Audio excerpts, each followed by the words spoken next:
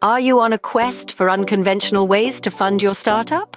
In the world of entrepreneurship, the journey to secure funding can often feel like climbing a mountain with no peak in sight. Traditional methods can be steep, slippery, and not always the most rewarding route. But what if we told you that there are other paths to the top, less traveled, yet potentially more fruitful? Buckle up, as we're about to embark on an exciting journey where we'll uncover not one, not two, but 15 unconventional fundraising ideas. Get ready to explore 15 unique ways to fund your startup. Welcome to the next big unicorn, the hub for aspiring entrepreneurs and business enthusiasts. Before we dive in, don't forget to hit the like button, subscribe, and turn on notifications so you never miss our tips and tricks. Ever thought of selling your product before it's even launched? This might sound like putting the cart before the horse, but it's actually a brilliant strategy for startups. Pre-selling your product is all about marketing and selling your product before it's fully developed. Not only does this generate early revenue, but it also gives you invaluable feedback from your earliest customers. It's a twofold benefit. You get funding and a test audience all in one go. Isn't that fantastic? But hold on, it's not all roses. The challenges come in managing customer expectations and delivering on your promises. The key is to be transparent about your product's development stage and what your customers can expect. Build excitement, but be honest. There are many ways to pre-sell effectively. You can use online platforms that allow for pre-orders, or you can run a limited early bird offer on your website. You could also consider hosting a pre-launch event to drum up excitement and generate sales. Remember, pre-selling not only provides funding, but also validates your product in the market. Crowdfunding, it's not just for indie films and personal causes. It's also a powerful tool for startups to raise funds while simultaneously building a community around their product or service. Platforms like Kickstarter and Indiegogo have made it easier than ever to reach a global audience and get them invested, literally, in your vision. But it's not as simple as putting up your idea and watching the money roll in. You'll need a compelling story, a clear plan for how the funds will be used, and rewards that incentivize contributions. It's a process that requires planning, marketing, and often a lot of sweat equity. However, the benefits can be immense. Not only can you raise much-needed capital, but you're also validating your product in the market and creating a community of early supporters who can become your most vocal advocates. But remember, it's not without potential pitfalls. You're making a promise to deliver, and falling short can harm your reputation. So, be realistic, transparent, and prepared. Crowdfunding can provide much-needed capital and create a community around your product. Have you considered asking your suppliers for help? Now, this might sound a bit unusual, but it's actually a strategy known as vendor financing. Often overlooked, vendor financing is when a supplier provides products, machinery, or services to a company with an agreement to pay later. Essentially, your vendor is giving you a short-term loan. So how does one negotiate this? It starts with building strong relationships, prove your reliability, and show your potential for growth. Vendors are more likely to extend financing to businesses they trust and see a future with. But what's in it for you? Well, vendor financing can help ease cash flow pressures. It allows you to make sales and generate revenue before needing to pay your suppliers. It's a great way to fund growth without diluting ownership. However, like all forms of finance, it comes with risks. If you fail to meet the payment terms, you can harm the relationship with your supplier, potentially disrupting your supply chain. So approach this method with caution and always negotiate terms that work for both parties. Vendor financing can ease cash flow and strengthen supplier relationships. It's an unconventional yet potentially powerful tool in your startup fundraising toolbox. Need expensive equipment for your startup? There's a solution for that. Let's talk about equipment financing. It's a type of loan where the purchased equipment itself serves as collateral. That means the lender can repossess the equipment if you default on the loan. This reduces the risk for the lender, which can lead to more favorable loan terms for you. The benefits are tangible. It enables you to get the equipment you need right now, without having to wait until you've saved up enough cash. It also spreads the cost over time, which can make budgeting easier. Plus, the fact that the equipment is the collateral means you may not need to put up any other assets as security. However, like all financing options, it has potential drawbacks. The cost of borrowing can make the equipment more expensive in the long run, and if your business fails, you could lose the equipment. But these risks are part and parcel of entrepreneurship. Equipment financing can help you get the tools you need without draining your cash reserves. Ready to compete for your startup funding? Competitions and grants are brilliant avenues to explore. Competitions hosted by various organizations and companies offer not only cash prizes, but often mentorship opportunities and valuable networking. They're an excellent platform to showcase your product or service and gain exposure. Grants, on the other hand, are funds given out by government bodies, foundations and corporations, and they don't require repayment. They're usually aimed at specific industries, technologies or social causes, so it's crucial to find the ones that align with your startup's mission and values. Now, how do you find these opportunities? A good starting point is to search online, subscribe to newsletters, and join industry-specific forums.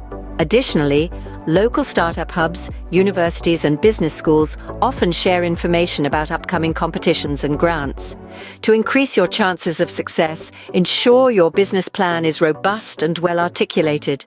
Highlight your unique selling point and demonstrate the potential for growth and impact. Remember, it's not just about the cash, it's about the exposure, the connections, and the validation that your idea has potential. Competitions and grants can provide non-dilutive funding and valuable exposure. Your alma mater might be your startup's next investor. Universities indeed have become a significant source of funding for many startups. They are not just institutions of learning, but also hubs of innovation, often with their own venture capital funds, accelerators, and incubators. What's more, they have access to a broad network of alumni, researchers, and professionals who can provide invaluable advice, mentorship, and connections. They are also interested in the success of their graduates, which can make them more willing to invest. How does university funding work? Typically, you approach the university's venture capital fund or incubator program with your business plan. They will evaluate your proposal, and if they see potential, they may offer funding, resources, and mentorship. To approach universities for funding, it's important to have a solid business plan and a clear value proposition. Demonstrate how your startup can contribute to the university's mission, its research, or its community. Remember, universities are looking for startups that have potential for growth and success, and those that align with their own values and goals. So, be prepared to make a strong case for your business. Universities can offer funding, resources, and a network of potential partners. Your social media followers could be your next investors. Indeed, building a robust social media following is akin to creating a community of potential investors. So, how do you go about it? Start by crafting compelling content that resonates with your target audience. It should be engaging, informative, and reflective of your brand's personality. Remember, consistency is key. Regularly posting content keeps your brand at the forefront of your audience's minds. Engage with your followers. Respond to their comments, like their posts, and show appreciation for their support. This builds an authentic relationship with your audience, turning followers into loyal supporters. Next, leverage influencers in your niche. Their endorsement can drastically increase your visibility and credibility. Don't forget to use relevant hashtags. These are your gateways to broader audiences who are yet to discover your brand. Finally, track your progress. Use analytics to understand what works and what doesn't. This helps you refine your strategy for better results. Building a strong social media following won't happen overnight. It requires patience, creativity, and a lot of hard work, but the payoff is worth it. A strong social media following can attract investors and customers alike. Your local government might have resources to help your startup. Economic development offices, or EDOs, are one such resource. They're specialized government agencies, formed with the sole purpose of promoting economic growth within a specific geographic area. Now, how can they help startups? Well, the answer is manifold. EDOs can provide direct funding in the form of grants, loans, or tax incentives. They also offer indirect support such as training, mentorship, and access to research and development facilities. They might even help you network within the local business community, opening doors to potential partnerships and collaborations. So, how to approach them? Start by researching local EDOs in your area. Visit their websites, familiarize yourself with their programs and requirements.